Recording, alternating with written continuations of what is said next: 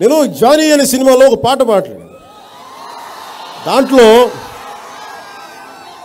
మాస్టర్జీ అని ఒక నా సన్నిహితుడు ఆయన ఒక పాట పాడి. మాస్టర్జీ గారు పేరే లేదంటే నా పేరే మాస్టర్జీ. అమ్మ నాన్న పెట్టిన పేరు వేరే ఉంటే నేను దాన్ని మార్చుకున్నాను. రాబోయే మా కంట్రీ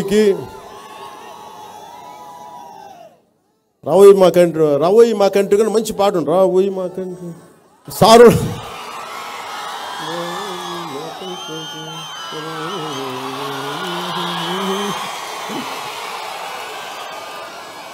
రాబోయే మా కంట్రీకి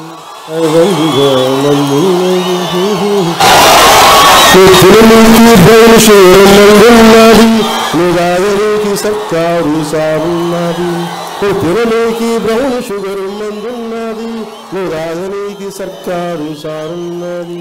నువ్వు సారదాగుట మానురన్నో, లేకుంటే సచ్చి ఊరుకుంటావురన్నా. నువ్వు బీరు దాగుట మానురన్నో, లేకుంటే బాల్చి తన్నేస్తావురన్నా.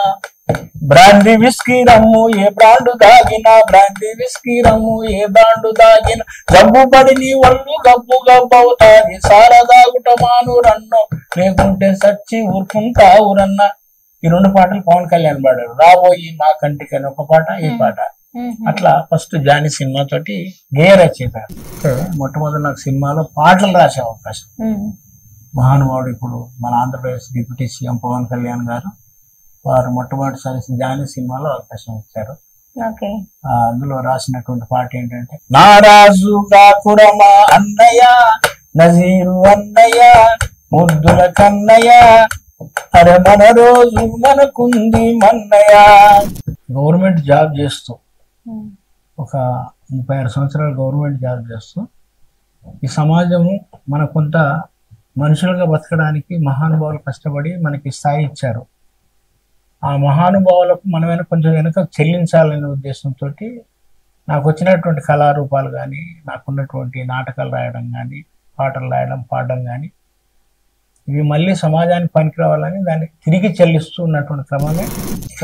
మీరు తెలుగులో మంచిగా పాడుతున్నారు, ప్లస్ ఇంగ్లీష్ లో కూడా. ఎంతవరకు చదువుకున్నారు సార్ మీరు?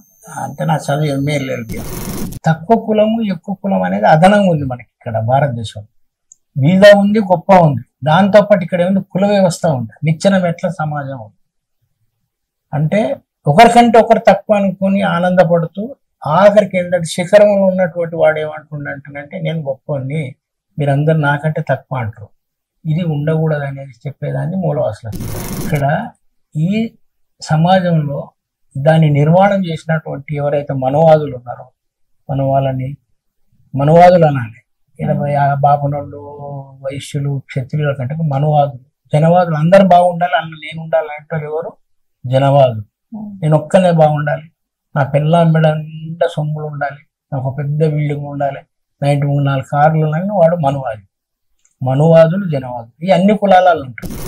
అంటే ఒక భాష, ఒక మతం, ఒకే ఒక క్యాస్ట్, ఒకే ఒక ఇది ఉంటే పటిష్టమైనటువంటి దేశంగా ఉండేది.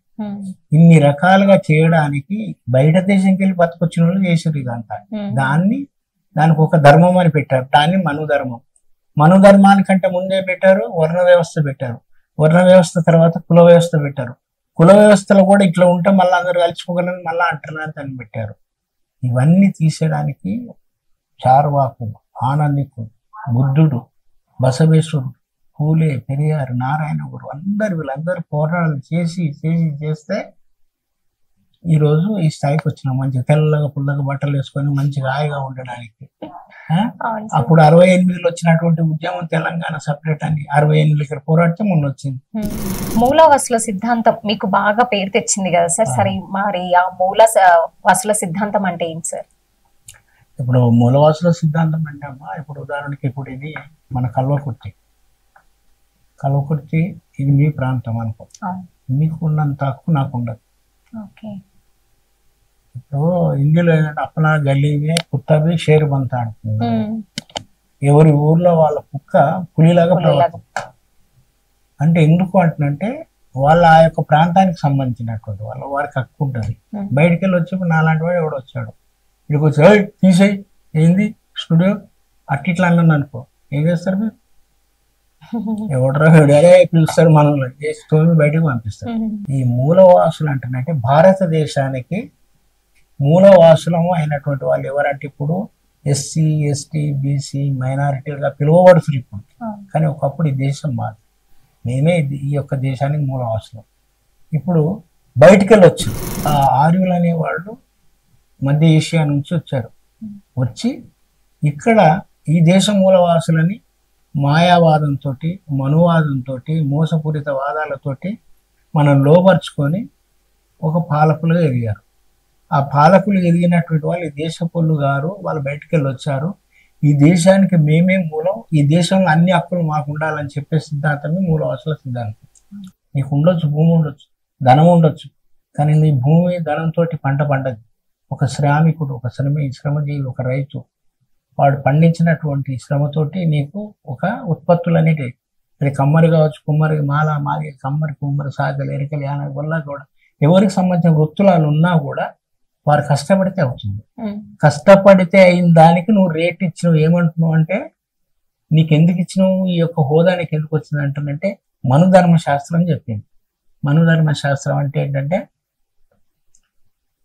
ఎవరు ఎక్కడ ఉండాలి, వాళ్ళ కులాన్ని బట్టి వాళ్ళు ఏం తిండి తినాలి, వాళ్ళ కులాన్ని బట్టి వాళ్ళు ఎలాంటి డ్రెస్ వేసుకోవాలి, అట్లాగే వాళ్ళు ఏ ఏ పనులు చేయాలి, ఏ ఏ పనులు చేయకూడదు, వాళ్ళు ఎందుకు చదువుకోవాలి, ఎందుకు చదువుకోకూడదు. కానీ ఇప్పుడున్న కాలంలో అయితే అందరూ అన్ని చేస్తున్నారు కదా సార్, అన్ని పనుల్లో ముందుకెళ్తున్నారు. ఇప్పుడు డిఫరెన్స్ అయితే ఏం అనిపిస్తలేదు నాకు తెలిసి. సంతోషం నాన్న, చాలా మంచి ప్రశ్న. ఎవరు చేశారు ఇవన్నీ? ఇప్పుడు నార్మల్ గా ఇప్పుడున్న జనాలు అయితే అన్ని దాంట్లో పార్టిసిపేట్ చేస్తున్నారు. ఇప్పుడు తక్కువ కులం ఎక్కువ కులం అన్నట్లు లేదని ఒకప్పుడు ఉండే, ఇప్పుడు ఇట్లా లేదనడానికి ఎంతమంది పోరాటం చేస్తే అయినా చాలా మంది పోరాడారులేండి. ఆ పోరాటం చేసినటువంటి వాళ్ళ దాంట్లో వాళ్ళు చేసిన పోరాట ఫలితంగా ఈ సమస్య ఇది తీరింది, ఇంకా ఉంది. ఇప్పుడు ఉదాహరణకి నీ పేరేం పేరు? మౌనిక. నీ క్యాస్ట్ ఏంటమ్మా? ఎస్టీ. ఎస్టీ కదా. నాది, నేను ఎస్టీలో ఒక మాదిగా. నేను వెళ్ళేసి ఒక అమ్మాయిని నా కొడుక్కి అని అడుగుతా, ఒక రెడ్డినో, ఒక బాపనాయనో, లేకుంటే ఒక పౌండాయని అడుగుతా, ఇస్తారా?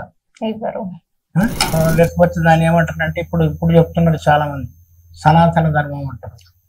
కానీ మేమేమంటారంటే మీ సనాతన ధర్మం కంటే మా పురాతన ధర్మం చాలా గొప్పది. పురాతన ధర్మం అంటుంటే ఎప్పుడో కొన్ని వేల మీరు ఈ దేశానికి రాకముందు మా దేశంలో ఒక ధర్మం ఉంది, అది జాంబవ ధర్మం. జాంబవుడు ఈ దేశాన్ని మొట్టమొదలు, అంటే ఇప్పుడు ఇంతంత భారతదేశం కాదు, ఇంతంత భారతదేశం, ఆఫ్ఘనిస్తాన్ అవతలకి వెళ్ళి అక్కడ మయన్మార్ వరకు ఉన్నటువంటి దానితో జంబూ ద్వీపం అనేవారు.